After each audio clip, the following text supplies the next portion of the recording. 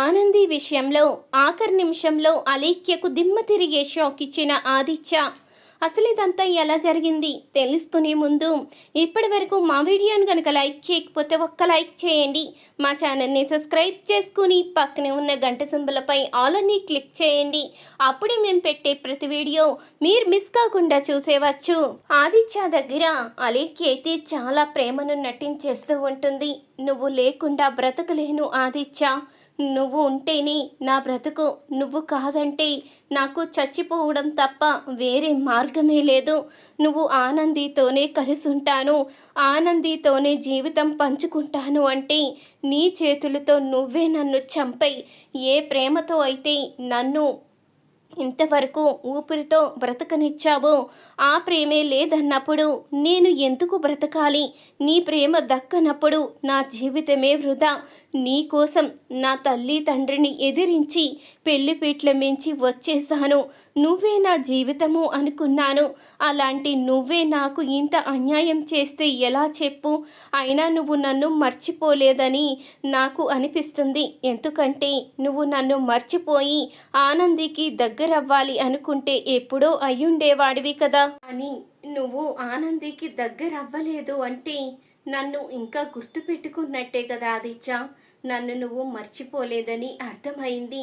నువ్వు నన్ను పెళ్లి చేసుకోవాలి ఆదిత్య, లేకపోతే నాకు జీవితమే లేదు అంటూ అలేఖ్య అయితే చెప్తుంది.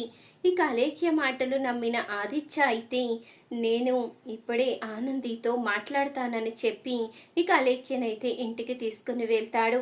ఆనందితో చెప్పే ప్రయత్నం చేస్తాడు, కానీ ఆదిత్య అయితే ఆనందికి చెప్పలేకపోతాడు.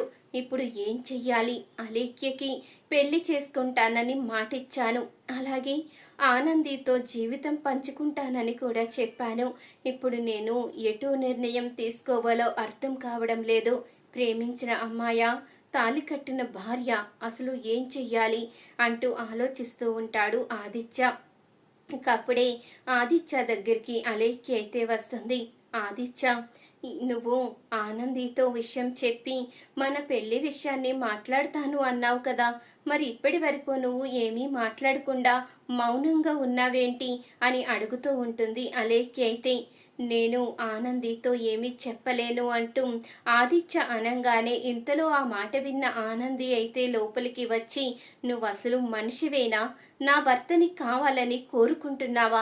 ఇన్ని రోజులు నిన్ను ఒక సొంత చెల్లెల్లా చూసినందుకు, నువ్వు ఏదడిగితే అది ఇచ్చినందుకు, ఆఖరికి నా భర్తనే ఇచ్చేస్తానని ఎలా అనుకున్నావు?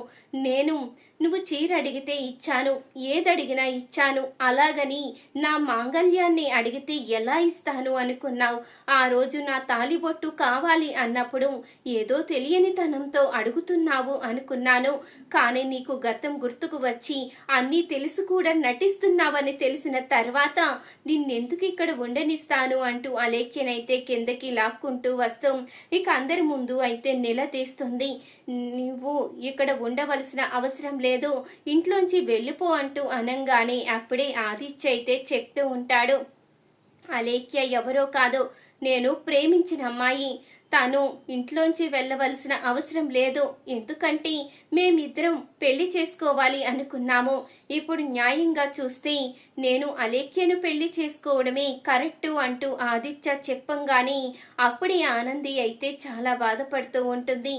ఏంటంటే మీరనేది? తనని పెళ్లి చేసుకుంటారా?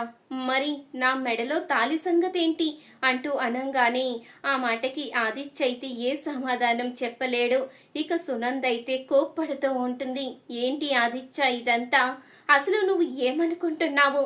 ఆనంది జీవితానికి అన్యాయం చేసి దీన్ని పెళ్లి చేసుకుంటాను అంటే నేను ఎలా ఊరుకుంటాను అనుకున్నావు అంటూ సునంద అయితే అడుగుతూ ఉంటుంది. అప్పుడే చైతన్య కూడా, ఏంటన్నయ్యా, ఇంతకాలం నీ మీద ఎంతో గౌరవం ఉండేది, కానీ ఇప్పుడు నీ మాట వింటున్నా, నువ్వు చెప్పే సమాధానం చూసినా అసలు నాకు ఇలాంటి అన్నయ్య ఉన్నాడా అన్నట్టు నీ మీద అసహ్యం వేస్తుంది అన్నయ్య అంటూ చైతన్య కూడా చెప్తూ ఉంటాడు. ఇంతలో ఇక శశికాంత్ కూడా, ఒరే ఆదిత్య, ఒక్కసారి ఆలోచించరా, నువ్వు చెప్పిన మాట చాలా తప్పు, నువ్వు తీసుకున్న నిర్ణయం మంచిది కాదురా. ఆనంది మనింటి మహాలక్ష్మి, అలాంటి మహాలక్ష్మి చేత కన్నీళ్లు పెట్టిస్తే మన కుటుంబం ఎప్పటికీ కోలుకోలేని దెబ్బ తినవలసి వస్తుంది. ఒక్కసారి ఆలోచించు. నువ్వే ప్రాణంగా బ్రతుకుతుంది, నువ్వే లోకం అనుకుంటుంది, నీ కోసం ఏం చేయడానికైనా వెనుకాడదు, మన కుటుంబం కోసం ఎంతగానో చేస్తుంది. అలాంటి ఆనందిని దూరం చేసుకుని ఎలా బ్రతకగలను అనుకుంటున్నావు? అసలు ఎందుకు ఈ మాట అంటున్నావు అంటూ శశికాంత్ అయితే అడుగుతూ ఉంటాడు.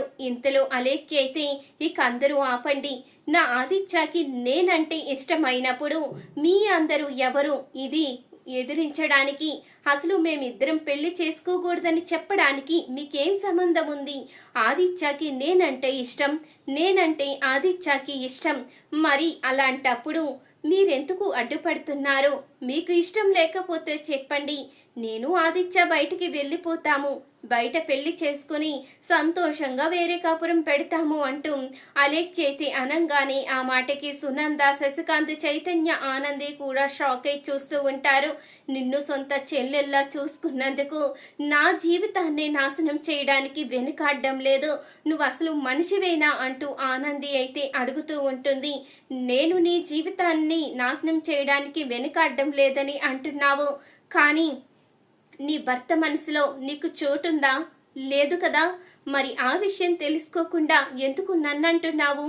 నీకు నీ భర్త ఇష్టమైతే నువ్వు నన్ను ఆదిత్యాని ఒకటయ్యేలా చెయ్యి, మా ఇద్దరి పెళ్లికి ఒప్పుకో. నువ్వు అడ్డు వస్తే నీ భర్తకి నువ్వంటే ఇష్టం లేనట్టే నీకు కూడా నీ భర్త అంటే ఇష్టం లేదని అర్థమవుతుంది అంటూ అలేఖ్య అనంగానే అప్పుడే ఇక ఆనంది అయితే ఏమీ మాట్లాడలేక మౌనంగా అయితే ఉండిపోతుంది. ఇక అప్పుడే అలేఖ్య అయితే ఆదిత్యతో చెప్తూ ఉంటుంది, ఆదిత్య, వీళ్ళందరూ అడ్డుపడినా సరే మన పెళ్లి ఆగదు, మనిద్దరం పెళ్లి చేసుకుందాము, ఏ గుడిలోనో పెళ్లి చేసుకుని వీళ్ళకిష్టం లేకపోతే వేరుగా బతుకుదాము అంటూ అలేఖ్య అనంగానే అప్పుడే ఆదిత్య అయితే అలేఖ్య చెంప పగల కొడతాడు. ఏంటి, నేను నా కుటుంబాన్ని వదిలేసుకుని నిన్ను పెళ్లి చేసుకుని వేరే కాపురం పెట్టాలా? అసలు నీ మనసులోంటి ఎలాంటి మాటలు వస్తాయో, ఏం మాట్లాడతావో తెలుసుకుందామని ఇప్పటి వరకు ఆగాను. అసలు నీ గురించి నేను ఎంక్వైరీ చెయ్యలేదు అనుకున్నావా? నువ్వు మళ్ళీ నా జీవితంలోకి రావడానికి కారణం కేవలం ఈ ఆస్తి కోసమే వచ్చావు. ఈ ఆస్తి కోసమే కేవలం నువ్వు నన్ను పెళ్లి చేసుకోవాలి అనుకుంటున్నావు. ఆస్తి మీద ఉన్న మోజుతోనే నువ్వు నాకు దగ్గరవ్వాలి అనుకుంటున్నావు. కానీ నా ఆనంది అలా కాదు. తన దగ్గర ఆస్తి మొత్తం పెట్టినా తను నన్నే కోరుకుంటుంది. నా మీద తనకి అంత ప్రేముంది. నేనంటే తనకి ప్రాణం, తనంటే నాకు ప్రాణం. ఒకప్పుడు నిన్ను ప్రేమించిన మాట నిజమే, నేను కాదనడం లేదు. కానీ పెళ్ళైన తర్వాత నాకు మళ్ళీ పునర్జన్మను ప్రసాదించింది మాత్రం నా భార్య ఆనంది. అలాంటి ఆనందిని ఎలా వదిలేసుకుంటాను అనుకున్నావు? ఎలా నీకు దగ్గరై నా ఆనందిని దూరం చేసుకుంటాను అనుకున్నావు? నా ఆనంది నాకు దూరం అవ్వాలి అంటే అది నా ప్రాణం పోయిన తర్వాతే. అప్పటి వరకు నా భార్యని నేను దూరం చేసుకోను. ఇప్పటి వరకు నీకు సపోర్ట్ చేస్తూ ఎందుకు మాట్లాడానో తెలుసా? నువ్వు అసలు ఏం మాట్లాడతావో, నా కుటుంబం పట్ల నీకు ఎంత రెస్పాన్సిబిలిటీ ఉంటుందో ఇవన్నీ బయట పెట్టడానికే నీ గురించి అన్నీ తెలుసుకున్నాను. ఇక మీదట నువ్వు ఇంట్లో ఉండవలసిన అవసరం లేదు. నా భార్య కాలి గోటికి కూడా నువ్వు సరిపోవు. నా ఆనంది దేవత, నా కుటుంబం కోసం ఏదైనా చేస్తుంది. అలాంటి దేవత లాంటి భార్యని దూరం చేసుకొని నిన్నెలా పెళ్లి చేసుకుంటాను అనుకున్నావు? ఇంకొకసారి గనక మా ఇద్దరి మధ్యలోకి రావాలని చూస్తే చంపేస్తాను అంటూ ఆదిత్య అయితే అలేఖ్యకి వార్నింగ్ ఇస్తాడు. చూసారు కదా ఫ్రెండ్స్, ఈ వీడియో గనక మీకు నచ్చినట్లయితే తప్పకుండా ఒక లైక్ చేయండి. మా ఛానల్ని సబ్స్క్రైబ్ చేసుకుని పక్కనే ఉన్న గంట సింబలపై ఆల్ని క్లిక్ చేయండి. అప్పుడే మేము పెట్టే ప్రతి వీడియో మీరు మిస్ కాకుండా చూసేవచ్చు.